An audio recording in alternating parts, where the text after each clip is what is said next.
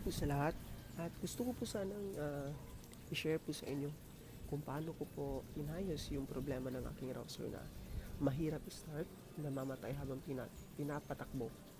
So before I need to start this motor for about 5 minutes para pag tatakbo na ako hindi na siya namamatay. So basically it's very hassle. So what I did is I do my assignment and I did my research. And I thank Underbone Philippines Forum for giving me such information. Talagang nakatulong po siya. At hindi na po ako na problema tulad ng dati. So, ano po ba yung ginawa ko? Basically, nalaman ko na meron dalawang running condition ng ating motor. First is the lean running condition, which is mas marami po yung hangin kaysa sa gasolina. At pangalawa is yung rich running condition, which is mas marami po yung gasolina kaysa hangin. Importante daw po kasi na dapat yung hangin tsaka yung fuel is in the right ratio para po ma-maximize yung efficiency ng iyong motor. And it depends upon your running environment, running habit, paano po kayo mag-drive, at saka ibang factors na nakaka-contribute. But major, it's more on environmental and personal ng driver. So, let's see kung saan po ba makikita lahat ng ito. So basically, lahat po ng sinabi ko is makikita po natin dito sa carburetor. So, teka lang po. Sa carb. So, eto po yung carb po natin. So, siguro alam po naman natin lahat na ito po yung idle speed adjuster, ito po yung thumb screw. So ito po yung na-adjust natin para i-increase yung idle speed. So gusto ko lang po sana sabihin before na ito po yung napagdiskitahan ko nung mahirap akong i-start yung motor ko sa umaga. Ito po yung ginagamit ko. Tinataas ko po sa 1,200 RPM, and after po na uminit na siya, tataas naman sa 3,000 RPM. So basically, hindi po ito ang solusyon para sa maayos po itong problem ng Rouser 135. So, napag-alaman ko rin po naman sa aking research na hindi, yung Rouser daw po is naka-factory settings para bang cellphone. So, yun daw pong mixture niya is nasa lean. So, around 6. Lean or rich, ewan ko sa kanila.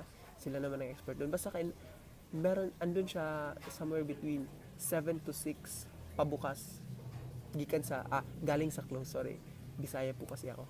So yun. So saan po ba yung dapat natin i-adjust para ma-solve itong problem na ito? So it is dito po sa kabila. So this is the screw that we are going to adjust. This is the screw. So, ang pagpa-close po nito is going sa clockwise direction, at yung pag-open nito is going to the counterclockwise direction. So, ano po bang dapat yung gawin? So, based po sa instructions ng Underbone, ang gawin mo daw muna is i-on ang motor. Normal starting mo po yung paraan nyo po muna. Kasi hindi nyo pa na-adjust, so may problema pa. So, i-on nyo, painitin nyo hanggat sa hindi na siya namamatay. Meaning, fully warm up na siya. So, now, i-adjust nyo po yung idle speed, yung thumb screw nyo, diba? I-full nyo po hanggang hindi po i-full. Gawin nyo yun hanggang umabot kayo sa 3,000 to 4,000 RPM. Pag okay na, i-fully close nyo po itong screw. So, clockwise direction. I-close nyo po, hanggang hindi nyo na po ito maikot. Ang ginawa ko, nung na-full close ko na po ito, eto pong, kung saan po ito, ano po position nito, ginawan ko po ng marker. Para meron po akong palatandaan kung ilang ikot ang gagawin ko. So, di ba sabi ko kanina, dapat naka-on ang motor, 3,000 to 4,000 RPM, tapos i-close nyo to. The moment na i-close nyo to, there's a possibility po na mamamatay yung motor nyo.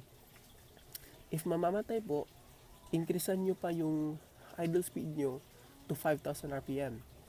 So, basically, i-on nyo, tapos i-adjust nyo to 5,000 RPM. So, pag hindi na siya namamatay, kahit naka-close ito, yun na yung para bang start ng testing nyo. Start na sa testing. So, habang naka-on, dahan-dahan nyo po itong buksan pa-counterclockwise direction po. At kung ma-observe nyo, habang iniikot nyo ito pa-counterclockwise, pa-open, is tataas palalo yung RPM niyo. It is normal, huwag po kayong mabahala. Kasi talagang iingay ng iingay yung makina. So, hayaan nyo lang. Pihitin nyo po, i-open nyo po ito ng i-open hanggat umabot po kayo sa point na hindi natataas yung RPM. Yung point na yun na hindi natataas yung RPM, yun po yung right opening ng carb niyo for your specific running condition, environment niyo. Kasi iba-iba po kasi, marami po kasi factors na nag-a-affect ng efficiency ng isang makina. So yun po, yun po ang basehan. So once na-reach nyo na yung point na hindi na po siya tumataas, lagyan nyo na yun yung note. Ewan ko kung paano nyo po gawin yun, basta kayo na pong bahala. Hanapin nyo lang yung spot na yun na hindi na siya tumataas yung RPM. Pagkatapos nun, since nagsimula kayo at 5,000 RPM, tapos habang binubuksan nyo ito, tumataas pa ito lalo. So around nasa 6,000 or hindi ko alam, 7,000 RPM na kayo. Punta naman kayo ulit doon sa thumb screw, sa idle speed adjuster. At ibaba nyo ito, yung idle speed to 1,200 RPM or 1,300 or 1,250. Based sa manual. So, yun na yun. If nakuha nyo po ng maayos, ang magiging basihan nyo po is hindi na po gagalaw masyado yung panel, yung needle sa RPM. Hindi na po ito masyadong gumagalaw. Steady na po siya. So, ngayon gusto ko pong ipakita sa inyo, i-demo sa inyo kung ano po yung effect matapos ko pong in-adjust yung AF mixture ko. So this was enough ko po itong makinan to. Pinark ko po siya around 10 PM kagabi. So siguro naman enough na to para proof na hindi po talaga problematic ang rasa. I will try to on my motor using one finger only at hindi ko po siya bibigyan ng throttle. Let's see kung mamamatay po ba siya.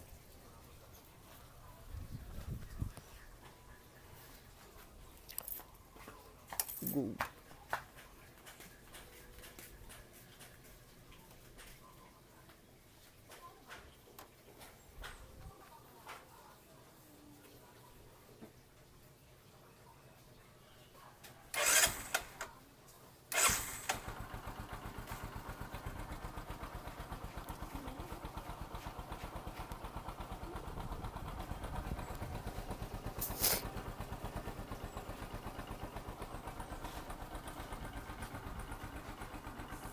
At saka kung i-review nyo po,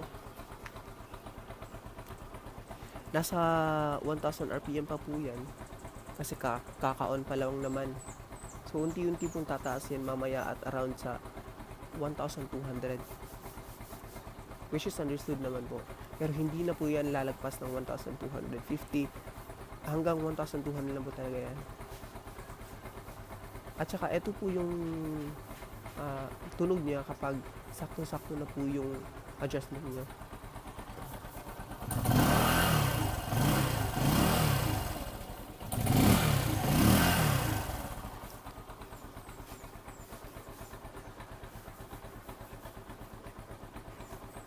Ayan.